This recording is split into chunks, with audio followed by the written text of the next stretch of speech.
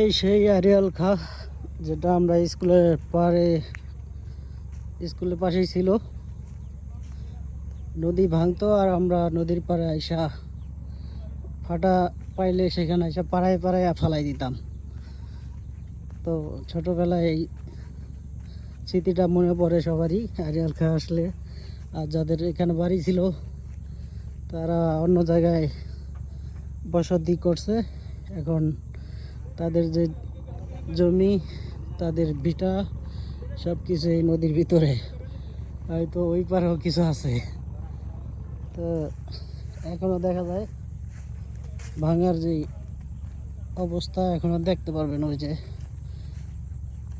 যেখানে এরকম ফাটা আছে, এরকম ফাটা পাইলে আমরা ফালাইতাম।